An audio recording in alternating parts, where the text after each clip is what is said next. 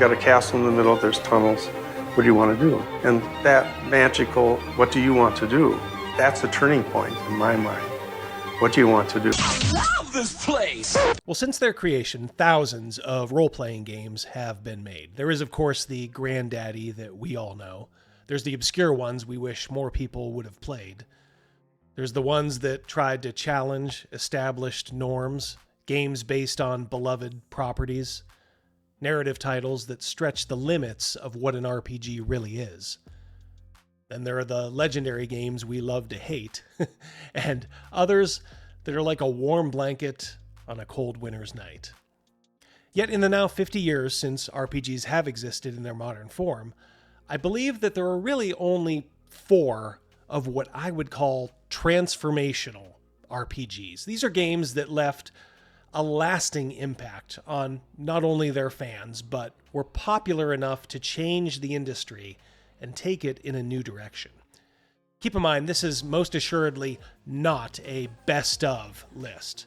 While I'm sure there's going to be some debate on my choices, please don't misinterpret my choices as being based solely off of personal preference. So without further ado, let's get started.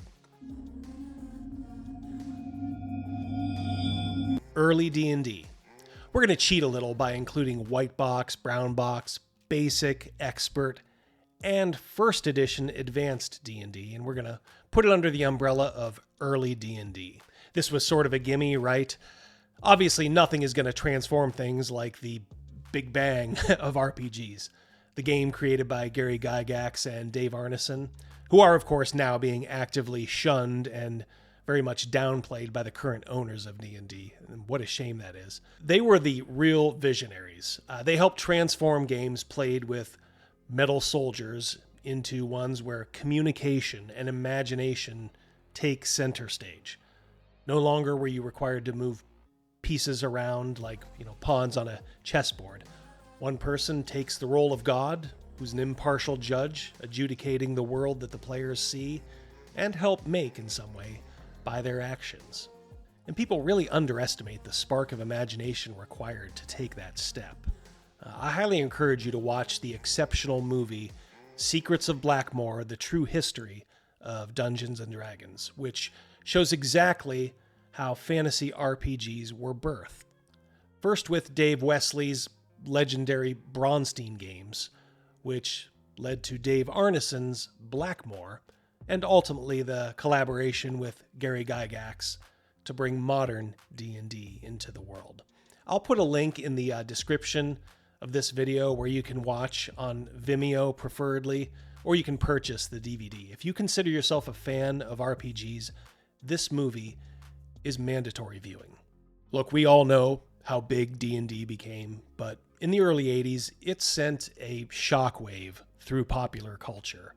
If you doubt how big this title shift was, just look no further than Stranger Things and the zeitgeist it captured for millions of us Gen Xers. So early D&D is not only transformational, it is the wellspring from which everything else flows. So this is sort of as I said, a bit of a gimme on this list. D&D spawned immediate competitors with games like RuneQuest and Tunnels and Trolls. Games started veering outside the genre almost immediately. TSR themselves brought out Boot Hill in 1975, a Western-based RPG. And while they should be commended for stepping outside the traditional fantasy realm, 1975 probably couldn't have been a worse year for games based off of a genre that was on its last tired legs. Then, of course, there was GDW's Traveler, the classic sci-fi game that was actually a heavy contender to be on this list of transformational games.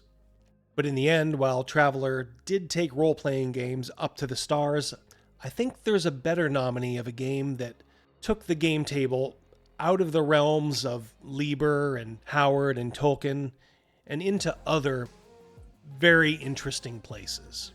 And that game is Chaosium's Call of Cthulhu, designed by Sandy Peterson. The game brought the works of H.P. Lovecraft to the masses and showed that a game could indeed stray from the established formula and still be commercially successful.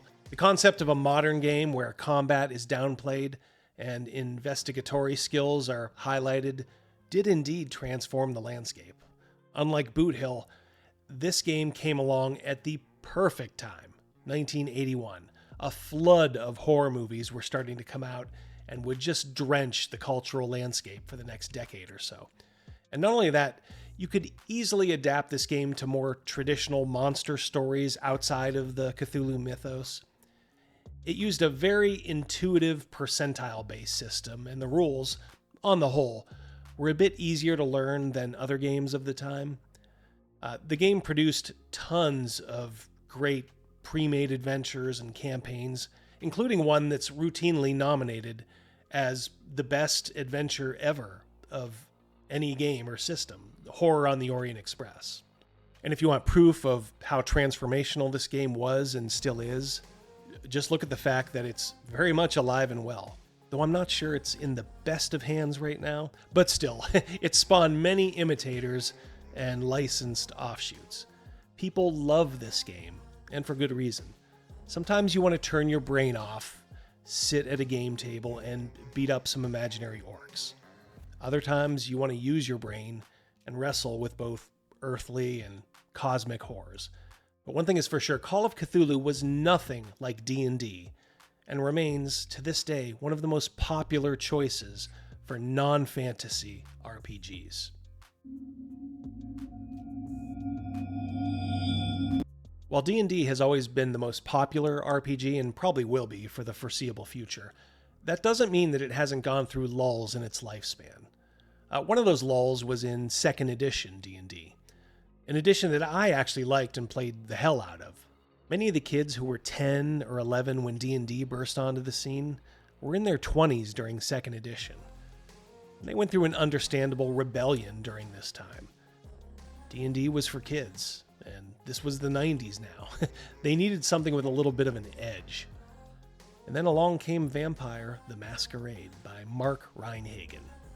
While D&D was running away from its past, under duress by labeling demons and devils Tanari and Batazu, Vampire embraced its dark, gothic punk setting. In this game, you were the monster, a vampire forced to kill to survive. This brought in a transformational morality question like no other game did before. This was a deeply personal game, for better or worse. And much like Call of Cthulhu coming in at just the right time in the early 80s, so did this game in the early 90s, when Anne Rice's vampire tales were finally catching on in the popular culture. It's a time when role-playing companies were also falling by the wayside, but this game helped launch an industry powerhouse in White Wolf. The game cemented dice pools, already used by the Shadowrun, Star Wars, and Ghostbusters RPGs, as a mechanic that was here to stay. It was also perfectly made for live-action role-playing, or LARPs. While probably never coming close to unseating D&D financially in the gaming world, it was seen by many as just a lot more adult and, quite frankly, cooler. And for a long time, Vampire was winning against the floundering D&D and TSR in the court of gamer opinion, at least. Until the last entry on my list came along. And that game is the 3rd edition of D&D.